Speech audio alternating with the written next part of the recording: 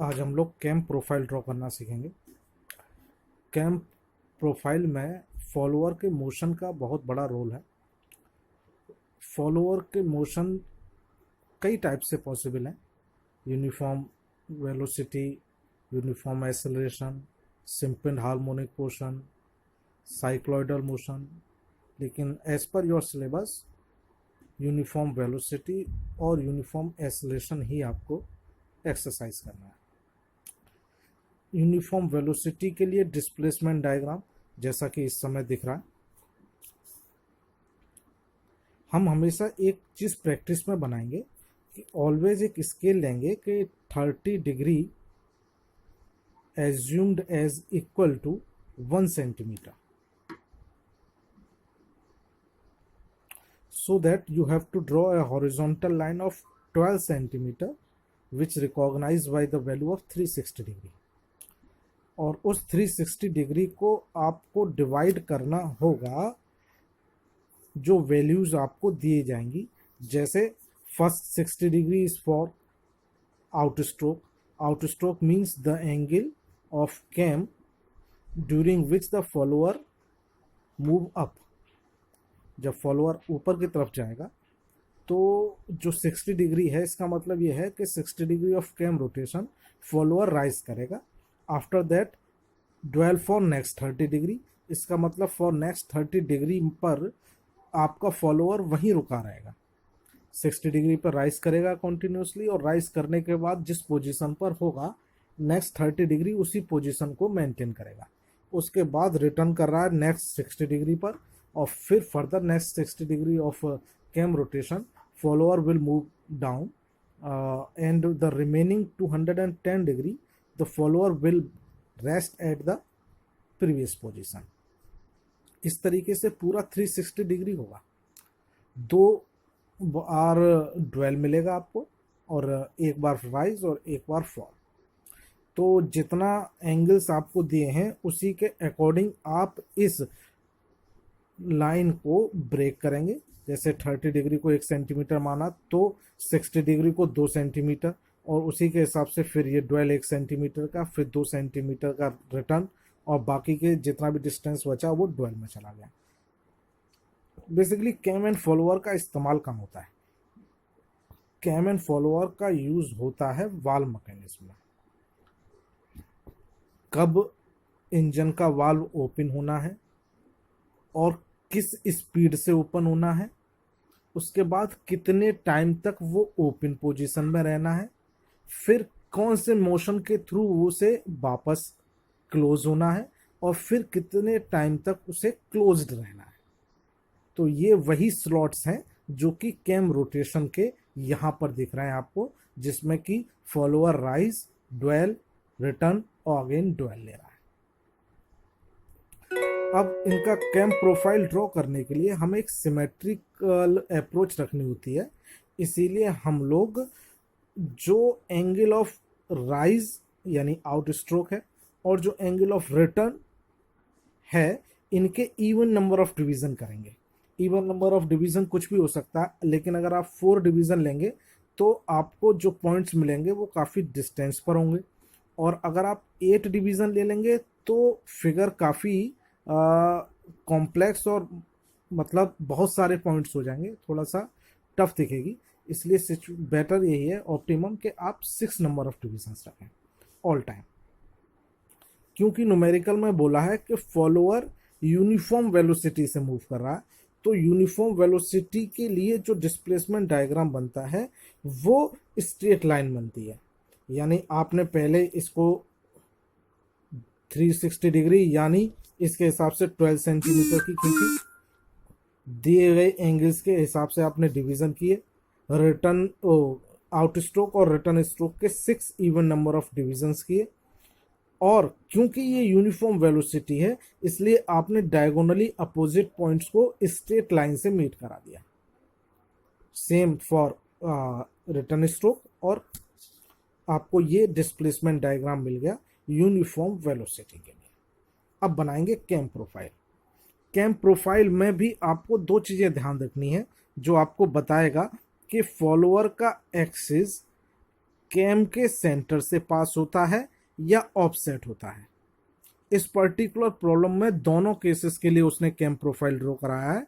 तो ये केस 1 है जहां पर हम ये मान रहे हैं कि जो फॉलोअर है वो सेंटर से पास हो रहा है कैम के।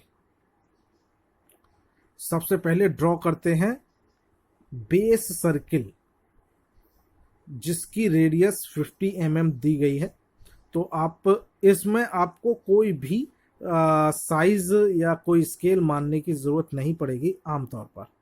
इसके अलावा एक चीज और रह गई, डिस्प्लेसमेंट डायग्राम में एक्स एक्सिस तो 360 डिग्री है, जबकि वाई एक्सिस डिस्टेंस होगा लिफ्ट और स्ट्रोक के बराबर, यानी फॉलोअर कितना राइज किया।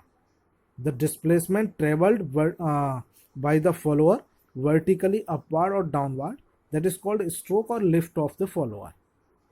तो in displacement diagram the vertical distance travelled by the follower should be taken as its stroke और लिफ्ट।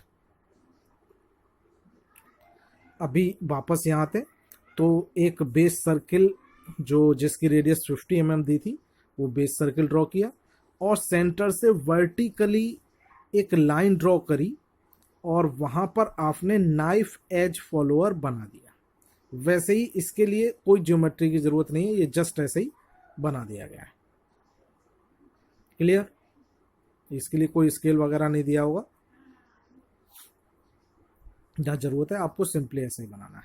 ये 40 mm दिया गया है, लिफ्ट वो इस चीज के लिए है, इसकी रेडियस के लिए। वो आपको यहाँ ना भी बनाए तो कोई फर्क नहीं पड़ता, ये जस्ट एक आपको दिखाना है, इससे ये पता चलेगा कि कौन सा फॉलोअर आपने लिया है।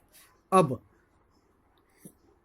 नाइफ एज की जो एज होती है उसको बोलते हैं ट्रेस पॉइंट।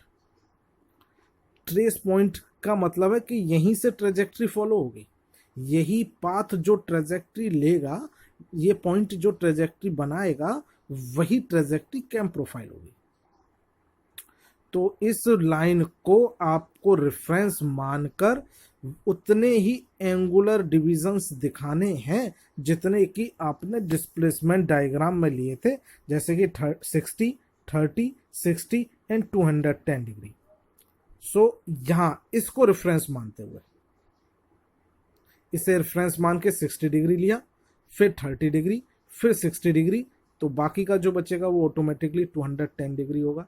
सब कुछ ज्योमेट्री से बनाना है, टाइम टेकिंग है, पेपर के फर्स्ट हाफ में इसे अटेम्प्ट ना करें, क्योंकि अगर अटेम्प्ट करने लगे तो होता क्या है कि आराम से बनाने के चक्कर में ज्योमेट्री में एक लिमिट से ज़्यादा टाइम दे देंगे आप, और फिर उस सिचुएशन में हो सकता है आपका पेपर बिगड़ जाए। तो आप इसे सेकेंड हाफ में ही अटेम्प्ट करें। अब इसका रेफरेंस लेके 60 डिग्री, 30 डिग्री, 60 डिग्री और बाकी 210 डिग्री आपने डिवीजन ले लिए। अब 60 डिग्री और ये 60 डिग्री, ये आउट स्ट्रोक और रिटर्न स्ट्रोक थे, इनके भी वही same even number of division, यानी 6 नंबर ऑफ डिविजन्स आपको करने हैं, एंगुलर डिविजन्स। तो प्रोटेक्टर रख के आप 60 डिग्री के यानी 10-10 डिग्री के 6 डिवीजन करेंगे और उन डिविजन्स को नेमिंग करेंगे 0 to 6 ऑन बेस सर्किल। वैसे ही यहां पर भी डिवीजन की नेमिंग हो रखी थी 0 to 6 डिस्प्लेसमेंट डायग्राम में। अब 0 to 6 जो डिवीजन हुए हैं, इन डिवीजन को सेंटर को मिलाते हुए आपको प्रोजेक्ट करना है। अभी सेंटर को मिलाया इस पॉइंट से और आगे प्रोजेक्ट कर दिया। इतना करने के बाद आप अपने कंपास से, या चाहे तो यहाँ स्ट्रेट लाइन है, स्केल से भी यूज कर सकते हैं, डिस्टेंस नापेंगे। ओ से ए के बीच में कोई डिस्टेंस नहीं है, ओ और ए सेम पॉइंट है। 1 का बी से वर्टिकल डिस्टेंस ध्यान रहे, 1 का बी से, 2 का सी से, 3 का डी से, 4 का ई से, ये डिस्टेंस आपको मेजर करने हैं और यहाँ से वो कट लगाने हैं। 0 का ए साथ कोई डिस्टेंस नहीं था तो यहीं पर ए आ गया। 1 से बी तक का डिस्टेंस जो वहाँ मेजर किया वो कट किया। वैसे ही 2 का सी 3 से D, 4 to E, 5 to F, 6 to H, और फ्री हैंड इन्हें मीट कराएंगे हम। सेम, क्योंकि यहाँ डुएल मिलेगा नेक्स्ट 30 डिग्री में, तो इस डुएल में कोई भी डिस्प्लेसमेंट ट्रेवल नहीं करता फॉलोअर। इसका मतलब ये ओ जी और ओ एच सेम रेडियस होंगी, तो आप इसे कंपास से भी मिला सकते हैं फ्री हैंड की जगह। वो एक स्मूथ सर्किल आएगा कर्व में, तो आप जैसे चाहें वैसे कर सकते हैं। उसके बाद यहाँ जैसे फिर ये डिवीजन हुआ है रिटर्न स्ट्रोक के लिए 0 टू 1 2 3 4 5 6 वैसे ही आपको यहाँ भी ड्रॉ करना है बेस सर्किल पर 0 1 2 3 4 5 6 वैसे ही इन्हें प्रोजेक्ट करना है। यहाँ से डिस्टेंस मेजर करना है, O 0 to H, 1 to J, 2 to K, like that. और फिर यहाँ से उस डिस्टेंस को कंपास से आपको कट करना है। कंपास से कट करेंगे तो टाइम कम लगेगा, अदरवाइज स्केल में से आपको एक तो वैल्यू मेजर करनी होगी और फिर यहाँ वो उतनी वैल्यू आपको सेट करने में ज़्यादा टाइम लगेगा, जबकि उस वैल्यू को हमें कुछ निकालना नहीं है, तो आप उसे डायरेक्टली कंपास से पिक करके और यहाँ पर कट कर सकते हैं, उतने में टाइम आपको कम लगेगा।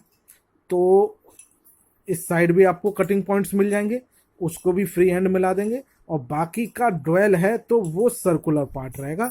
तो ये जो प्रोफाइल बना, जो मैं अब अपने पेन से दिखा रहा हूँ, ये आपका होगा पर्टिकुलर डेटा के अकॉर्डिंग कैम प्रोफाइल, जिसमें कि नाइफ एज फॉलोअर यूज हुआ और वो उसका एक्सिस कैम के सेंटर से पास हुआ और फॉलोअर यूनिफॉर्म वेलोसिटी से मूव किया था।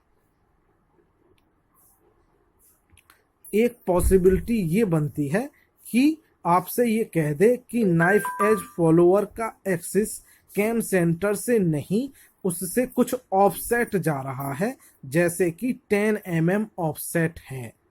तब उस सिचुएशन में जो डिफरेंस आएगा वो होगा कुछ ये। सबसे पहले बेस सर्किल ड्रॉ किया, बेस सर्किल ड्रॉ करने के बाद जितने सेंटीमीटर ऑफसेट है, जैसे 20 mm ऑफसेट है, तो 20 mm का सर्किल ड्रॉ किया, जिसे कहेंगे ऑफसेट सर्किल। और उस सेंटर को ऑफसेट सर्किल बनाने के बाद एक वर्टिकल टेंजेंट ड्रॉ करेंगे। पहले वर्टिकल टेंजेंट ड्रॉ करने के बाद वो जहां काटेगी वहां आपको नाइफ एज बना देना है, फॉलोअर दिखा देना है, और अब जो ट्रेस पॉइंट मिला उस ट्रेस पॉइंट को सेंटर से मिलाना है। फिर से वही 60 30 60 डिग्री डिवीजन, 60 के 6 डिवीजन, लेकिन ये डिवीजन सेंटर से नहीं मिलाने। इस बार उन डिवीजन से एक लाइन ड्रॉ करनी है जो ऑफसेट सर्किल पर टेंजेंट हो जाए और दूसरी साइड बढ़ा देनी है। 3 से ऐसी लाइन खींचेंगे कि वो इस सर्किल पर टेंजेंट हो जाए और दूसरी साइड उसे और बढ़ा देंगे। तो जितने भी आपको ये पॉइंट मिल रहे हैं डिवीजन वाले, इन पॉइंट से एक ही सेंस में टेंजेंट ड्रॉ करेंगे और प्रोजेक्ट कर देंगे। प्रोजेक्ट करने के बाद फिर से वही डिस्प्लेसमेंट डायग्राम में जैसे पहले डिस्टेंस मेजर किया था, 1 से B का, 2 से C का, 3 से D तक का, तो वही डिस्टेंस आपको फिर से कट करने और फ्री हैंड उन्हें मीट करा देना है। तो ये जो कैम प्रोफाइल अब बनेगा ये कहलाएगा नाइफ एज फॉलोअर के लिए कैम प्रोफाइल, जबकि वो 20 mm ऑफसेट है। तो बनाने से पहले प्रॉपरली पढ़ लें कि ऑफसेट फॉलोअर है, अदरवाइज आपको बड़ी दिक्कत आएगी। देखना है कि एक्सिस पास हो रहा है कैम के सेंटर से या ऑफसेट है। कैम के सेंटर से पास हो रहा, कोई दिक्कत नहीं है, सेंटर टू सेंटर मिलाएंगे, ट्रेस पॉइंट को मिलाएंगे और फिर उसी लाइन के रेफरेंस से एंगल नापेंगे। लेकिन यहाँ इस लाइन के रेफरेंस से एंगल नापेंगे, ये 60 डिग्री है, और यहीं चांदे से प्रोटेक्टर से 6 डिविजन्स कर लेंगे और उन डिविजन्स के नाम रख देंगे यहाँ, और उन नाम पॉइंट से टेंजेंट करेंगे, ड्रॉ करेंगे ऑफसेट सर्किल पर, और उस टेंजेंट को अनदर साइड इलोंगेट करेंगे, प्रोजेक्ट करेंगे, और डिस्प्लेसमेंट डायग्राम से डिस्टेंस पिक करके आपको इनको ड्रॉ करना है। ड्रॉ करने के बाद आपको स्टेप्स भी लिखने होते हैं, कुछ 4-5 स्टेप्स आपको लिखने होंगे डिस्प्लेसमेंट डायग्राम के लिए, इसके लिए, और 4-5 स्टेप्स आपको लिखने होंगे, जितने भी आपको कन्वीनियंट रहे, जो भी हम कर रहे हैं वही सब लिखना है। एक बार आप रीडिंग मारेंगे आपको क्लियर हो जाएगा।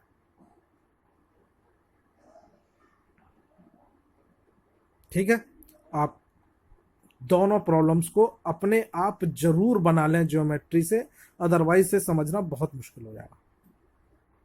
याद रखना, बहुत सारे स्टेप्स हैं, बहुत दिक्कत आएगी अगर अपने आप प्रैक्टिस नहीं की तो इसकी आप प्रैक्टिस करिए, कोई दिक्कत आए आप पूछ सकते हैं। ओके।